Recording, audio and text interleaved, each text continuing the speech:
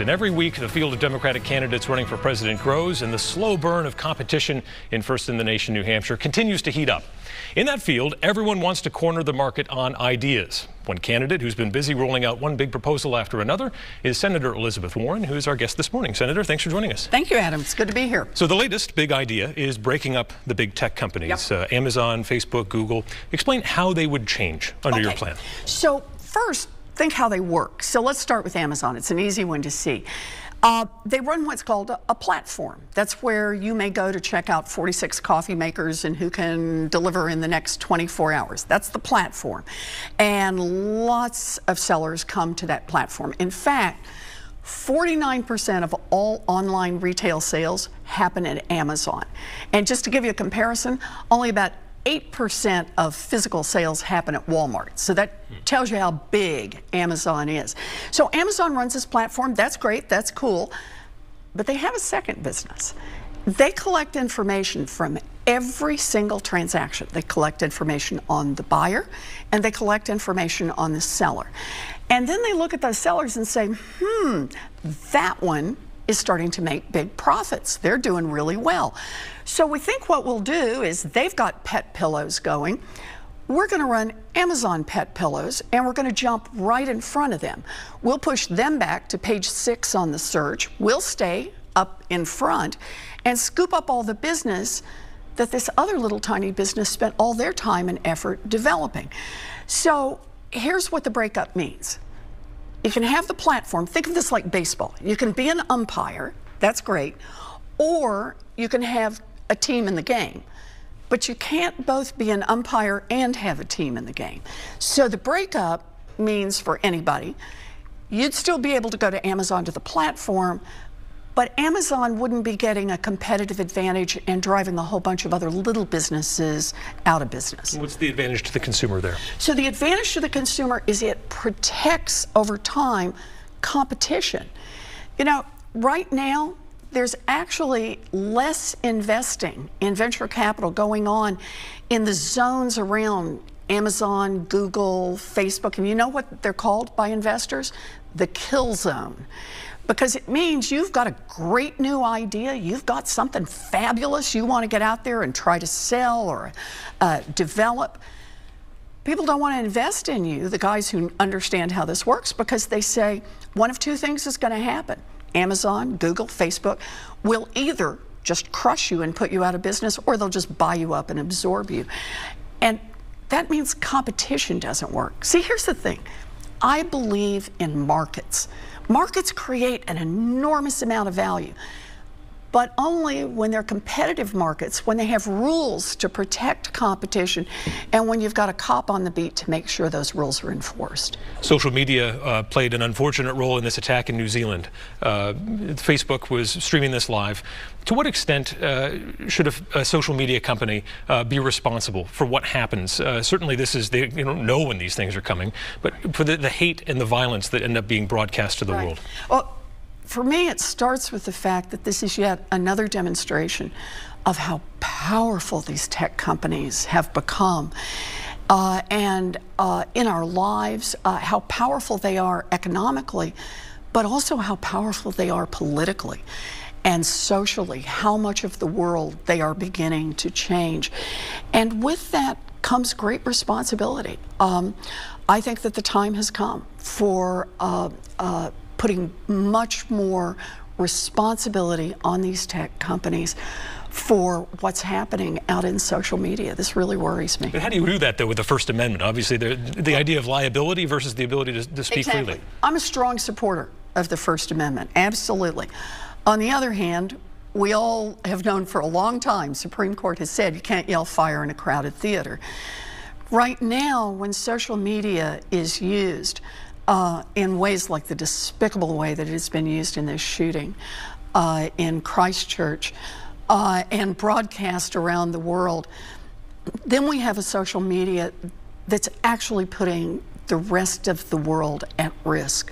Not only our Muslim population here in America and in other parts of the world, but others. who are drawn in by the violence. And that means there's real responsibility with these tech companies. On the subject of bigotry and racism, you've come out in support of reparations for slavery to African Americans and also to indigenous communities. Can you provide specifics about what those reparations would entail and sort of what are you willing to spend on that? So I'm open to reparations.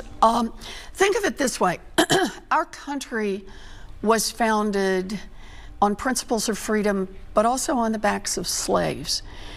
And generation after generation after generation, our government has helped advance discrimination. In fact, I'll give you an example of that.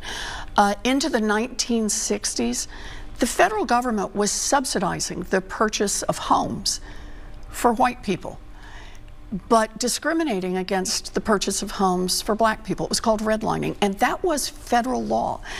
The consequence of that gets felt from one generation to the next. You know, if your grandparents were able to buy a home, it makes a difference to your parents because the grandparents often were able to stay there, and if they died in the home, they pass on the wealth to the next generation. That helps that generation move up and get a home. That helps the next generation. We live in America now where the median white family, for every $100 that they have in wealth, the middle black family has about $5 in wealth. And this is part of a long history that starts with slavery. I think it's time for America to confront that head on. There are a lot of different experts and activists who have been having this conversation for a long time about different ways that it could be constructed. I want to see a bigger national conversation about that. We have to acknowledge the fact that race matters in America. Deal with it head on and turn this into a better country. Another big policy concept that you're behind is universal child care. You want to pay with that through a wealth tax. Taking a step back from that a little bit, though, the price tag for all of this. Yeah. Our national debt is up around $22 trillion. Do we have to worry about that at some point, that those debt payments are going to start to block out anything you want to do on a policy agenda? So look, I worried about this when the Republicans just about a year and a half ago pushed through $1.5 trillion in tax cuts for billionaires and giant corporations and the richest among us. And then we saw the national debt balloon again. The wealth tax that I've proposed is a 2% tax on the richest 75,000 families in America. It's about 0.1%. And if we put a wealth tax on those families, it just says whatever you've got, you got to pay 2% a year. And by the way, you own a home?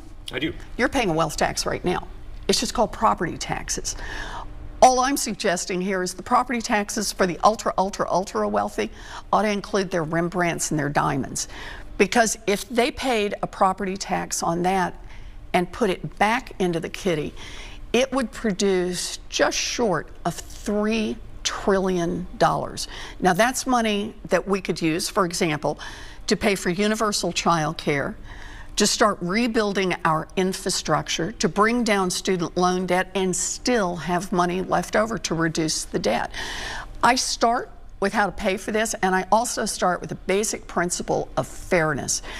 This year, the top 0.1%, they're going to pay all in on taxes about 3.4% of their total wealth. That's what they'll pay. The 99.9% are going to pay about 7.4% of their total wealth. In other words, more than double. I think it's time that we stopped having freeloading billionaires and that they kick something back into the kitty so we can help rebuild America.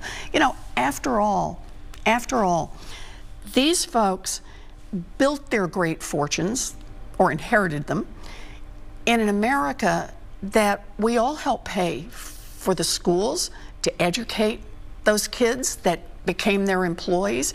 We all help pay for the roads and bridges that they use to get their goods to market. We all help pay for the firefighters and police officers that protected them, and we're glad to do that. We're Americans. We're glad to make that investment. All we're saying is when you make it really, really big, pitch a little something back in the kitty so the next kid gets a chance. One last thing on taxes. Sure. Safe to say that the longer it takes a candidate to release their tax returns, the more likely it is there's something suspicious in them? I don't know about that. All I can say is I put 10 years of tax returns out on the internet. It's been out there for a while now. And I also believe anybody running for federal office should do exactly the same thing. The American people have a right to know what your taxes look like, what kind of business dealings you've been up to. One more question Sure. here, closer to home. If Bob Kraft is convicted of solicitation of prostitution, should the NFL come down hard on him and the Patriots to send a message about the seriousness of human trafficking? Look, I was as shocked as anyone. But this is a moment when the NFL has to decide whether or not it is serious about the people who own the teams. As you know, they have not always stood up on the side of justice and instead have been very influenced by the money and position of those in power. But I am hopeful that the NFL will do the right thing here. Senator Warren, we thank you for your time. It's good to see you.